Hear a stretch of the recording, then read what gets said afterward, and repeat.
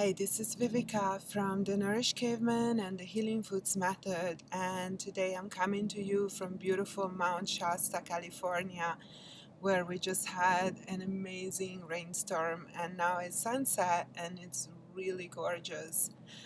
So today I am giving you my 7-week carnivore update. This has been my keto carnivore experiment that has turned into a Paleolithic ketogenic diet especially after my interview with Dr. Sophia Clements, which you can find on my blog and I published last week. You can also find the interview on YouTube. So during these 7 weeks, I've been eating a mostly carnivore diet. There has been, oh, here is thunder. There has been a period of adaptation for me, which has lasted almost a whole month, during which I was still craving vegetables and greens and eating fermented foods. And now for the last 3 weeks, I finally transitioned into a diet that's exclusively made, consisting of meat, mainly red meat, four-legged animals. I do not eat pork, so I've been eating mostly beef, lamb, sheep, venison, and bison. So I want to just tell you briefly about the benefits of this diet for me. And this for me has been an interesting experiment, something that I will eventually apply in my clinical practice. Actually, I am already applying in my clinical practice. But as anything else that I do, I am trying on my own body first so I can have some real feedback for my patients. The number one thing that I realized by doing this diet is how eating these large amounts of meat, which consists actually of about 70% fat and 30% protein with very little carbohydrate. This diet has really brought me into my body and made me more aware, more conscious, more grounded of my body. And quite having a lot of realizations about what an amazing, beautiful machine our body is, and how we are so lucky to be embodied into this like magical thing that enables us to experience all the different sensations that we call life. Eating meat has really grounded me into the experience of being human. And has opened up like a whole new realm of possibility for my work, for healing, for my patients, and for myself. As far as practical advantages, like for me, definitely number one has been being grounded. That means being able to handle stress better. My life is always stressful. I have a lot of responsibility. I work a busy practice with a lot of really complicated cases. And I also try to balance that with my personal life and my spiritual practice. It doesn't leave you a lot of free time, and a lot of times there is, times constraints and scheduling and trying to get everything done. The stress is quite high.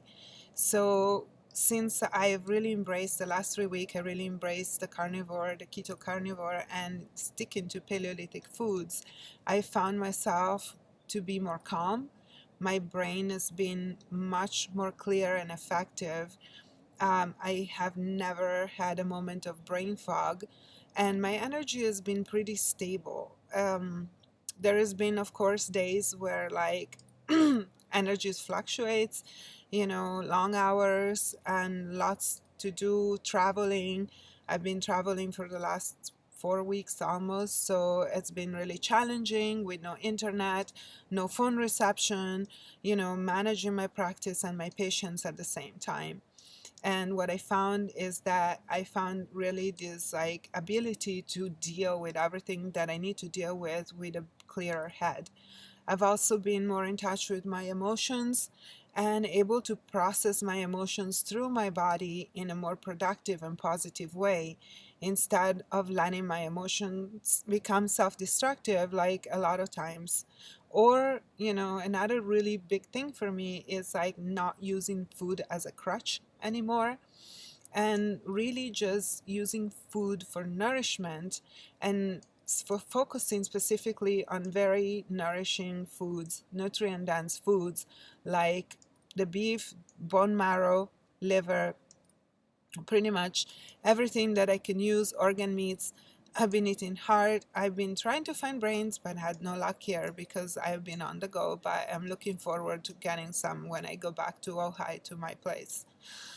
So that's been a great benefit. The other thing is, of course, after an initial phase where I was more hungry and needed to eat more and gained a few pounds, I finally stabilized into just eating whenever I needed to, having less up and downs, higher ketosis, and being able to function for long periods of times without food, without crashing, or even, on keto.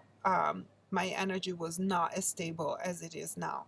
And I also need to premise the fact that I am off on my supplements as part of this experiment. So I'm off adrenal support, hormonal support, digestive support, all of it. And that has been a big transition for me because I really did believe in supplementation. I still believe supplementation has its place and it's very helpful in a transition when we transition from a standard diet into a ketogenic diet and from a ketogenic diet possibly into a carnivore diet. My thoughts on the carnivore diet are evolving. I think that it has a very specific place and it's highly beneficial. It can be varied to different degrees depending on the individual and the individual needs. I definitely don't think it should be done indiscriminately. I think it would be easy to do this wrong and to lack the proper nutrients. I don't think that eating steak exclusively will provide the long-term necessary nutrients that the body needs. Even a healthy body still needs nutrients provided by the fat contained in things like marrow, brains, and organ meats. So there are different ways to do this diet. I know there are different advocates, especially here in the United States, some really great minds and people that are experimenting. Sean Baker is one. Dr. Gustin from Perfect Keto experimented with this. I know Ted Neiman experimented with this. And Dr. Lemansky as well did a high protein experiment with Jimmy Moore, and they drew their own conclusions. I have not seen a lot of women, especially not a lot of women my age, experimenting with a carnivore diet yet out in the media. So I am happy to share whatever I'm gleaning with you to see the perspective of a woman of 49 who's been keto adapted and doing ketogenic diet for more than 5 years, and how my ketogenic diet, mosquitoes, has evolved, and more mosquitoes, and is evolving into what I now call keto carnivore, or we can call Paleolithic ketogenic diet in the style of Paleomedicina in Hungary. What else? Gut. So I think that that was a big question for me at the beginning. Like, how is my gut gonna take this diet? Am I gonna need fiber? And am I gonna be able to have normal bowel movement on this kind of diet without any fiber at all? And what I realized and learned from doing the diet and talking to people, to experts, is that your gut flora, your microbiome will adapt. And within the space of a month, about a month and a half, it will adapt and the bacteria will change so that you will be able to change the way you process the food and be able to have normal bowel movement on a just pure meat diet. It takes a minute and there is some constipation involved at the beginning.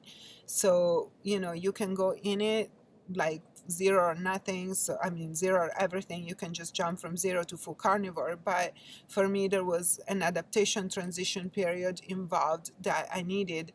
So I still use some greens and then some fermented foods. And then finally, I was able to eliminate all of them and just eat meat. I've been posting my food, what I eat on Instagram.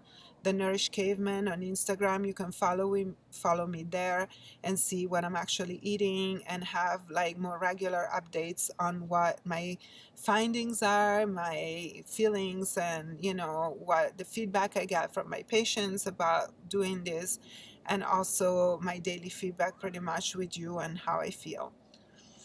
I think that's it for this little update. Please continue following me. The experiment continues. I'm looking forward to learning more and trying more and seeing where all this is going. Please follow my blog, The Nourished Caveman. Subscribe to the YouTube channel if you want to stay updated on the videos. I have some more cool interviews coming up. There's going to be more on carnivore specifically, and also more on keto paleo, of course, all the time. Thank you for watching, and stay tuned for more information.